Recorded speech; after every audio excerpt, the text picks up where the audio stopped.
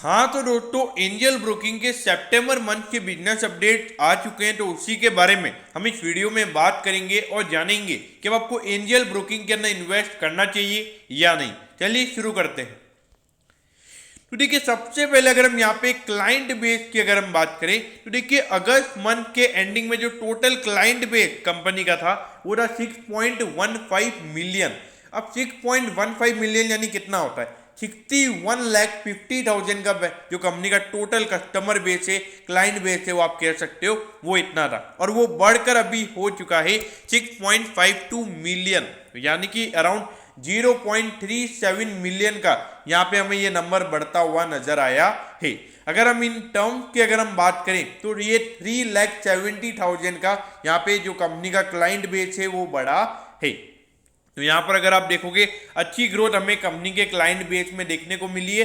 देखिए, इसके अंदर बहुत सारे लोग आते हैं, डीमैट अकाउंट होल्डर्स वगैरह भी आते हैं, फिर उसके अलावा जिन्होंने म्यूचुअल फंड में इन्वेस्ट किया होता है तो वो भी इनके क्लाइंट बेस में ही इन्वॉल्व होते हैं।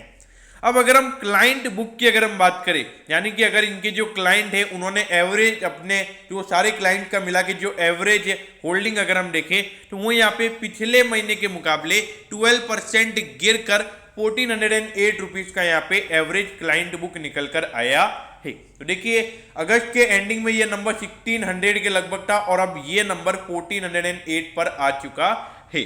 तो देखिए, यहाँ पर कोई इश्यू नहीं होने चाहिए, क्योंकि अगर आप देखोगे एक एंजल ब्रोकिंग पूरा एक डिस्काउंट ब्रोकर बन चुका है, तो यहाँ पे ट्रेडिंग पॉइंट ऑफ व्यू से ज़्यादा चीज़ें होती है, तो वहाँ पे ये चीज़ें चेंज होती हुई हमें नजर आएगी। लेकिन अगर हम टोटल ट्रेड की अगर हम बात करें तो पिछले महीने के मुकाबले यहाँ पे टोटल ट्रेड 5% बढ़कर 101.07 मिलियन ये टोटल ट्रेड सितंबर मंथ के अंदर एंजल ब्रोकिंग के डीमैट अकाउंट में हुई है। तो अगर आप देखोगे, अगर हम इसको करोड़ में कन्वर्ट करें तो ये नंबर निकल कर आता है अराउंड 10 करोड़ के लगभग। देखिए, एक महीने के अंदर 10 करोड़ की यहाँ पे टोटल ट्रेड हमें यहाँ पे होती हुई नजर आ रही है। देखिए, ये बात सही है कि जब मार्केट डाउन वगैरह होगा तो ये नंबर हमें 15 से 20% गिरता हुआ नजर आएगा, इसमें कोई डाउट नहीं है। और अगर कुछ क्रैश वगैरह आता है तो ये नंबर 40 से 50% भी गिर सकता है।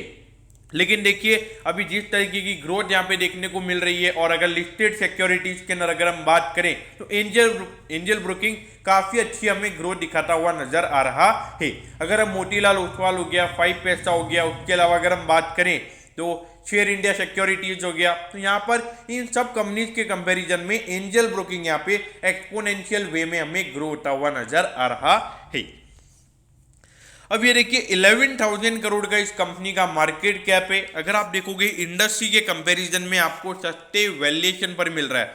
और उसके अलावा भी अगर हम बात करें तो ऐसा नहीं है कि यहाँ पे जो ग्रोथ के नंबर्स हैं वो इंडस्ट्री के मुकाबले यहाँ पे कम है। ग्रोथ के नंबर्स में यहाँ पे कंपनी के काफी अच्छे हैं।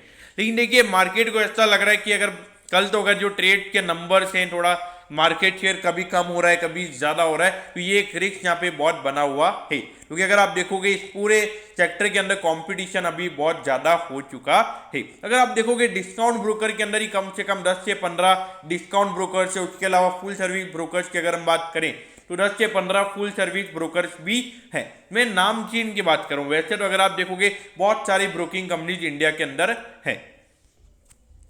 अब ये देखिए, 2020-21 अगर आप देखोगे तो यहाँ पर बहुत ही ग्रोथ, यहाँ पे जो ग्रोथ के नंबर्स है काफी अच्छे हैं, और प्रॉफिटेबिलिटी वाला नंबर भी यहाँ पे काफी अच्छा है। लेकिन देखिए, उससे पहले जब मार्केट इतना रिटर्न नहीं दे रहा था तब ये जो नंबर्स हैं ये इतने अच्छे नहीं थे। लेकिन देखिए, जो डिस्काउंट ब्रोकर, फुल सर्विस से डिस्काउंट ब्रोकर में जो कंपनी गई है उससे यहाँ पे कंपनी को बहुत फायदा हुआ है। और उसके अलावा सोशल मीडिया प्लेटफॉर्म पे भी इन्होंने बहुत अच्छे प्रमोशन किए हैं, और जिससे इनके नए कस्टमर्स अच्छे से ऐड हुए हैं। तो यहाँ पर अगर आप देखोगे, कंपनी ने पूरा अच्छे से फोकस किया है। एक बिजनेस पॉइंट ऑफ व्यू से अगर हम बात करें तो डिस्काउंट ब्रोकर बनने के बाद एंजल ब्रोकिंग की अगर हम बात करें तो अच्छी ग्रोथ हमें नजर आ रही है। अब ये देखिए, 1371 पे ये स्टॉक अभी ट्रेड हो रहा है, और 1492 का इसका ऑल टाइम हाई है। तो अगर हम देखेंगे, अराउंड 8% का करेक्शन इसके ऑल टाइम हाई से ऑलरेडी स्टॉक में हो चुका है। देखिए, वैल्यूएशन पॉइंट ऑफ व्यू से अगर हम देखेंगे तो अभी आपको ये सस्ता लगेगा, लेकिन देखिए, अगर मार्केट वगैरह क्रैश वगैरह होते तो ये वैल्यूएशन कुछ काम नहीं आते हैं। तो इन स्टॉक को हम पी के हिसाब से नहीं देख सकते, हमें ये देखना है कि कब तक ये जो ट्रेड के नंबर इतने ज्यादा है ये कब तक ग्रो होते रहेंगे। मेरे ख्याल से 1 से 1.5 साल तक तो मेरे ख्याल से कोई इश्यूज यहाँ पे मुझे नजर नहीं आते। एक थोड़ा बहुत करेक्शन मार्केट में रहेगा तो उससे ज़्यादा इन कंपनीज के ट्रेड के ऊपर फर्क नहीं पड़ने वाला है। तो इसीलिए मेरे ख्याल से अगर 1 से 2 साल का टाइम होराइजन अगर आपका है, आप होल्ड कर सकते हैं। अगर उसके अलावा अगर 1 से 2 साल के लिए अगर आपको बाय भी करना है तो मेरे ख्याल से आप यहाँ पर बाय कर सकते हैं। ऑलरेडी कोई डायरेक्ट एडवाइस नहीं है, आपको जो भी काम करना है अपने खुद के डिसीजन के ऊपर ही काम करना है। तो दोस्तों मैं आपको बताऊं कि इसके जो सितंबर मंथ के अपडेट्स हैं उसके बारे में आपको सब कुछ पता चल गया होगा। अगर आपकी कोई भी क्वेरीज है तो आप कमेंट कीजिए, मैं जरूर आपके कमेंट पर रिप्लाई करूंगा। ओके दोस्तों, thank you, have a nice day.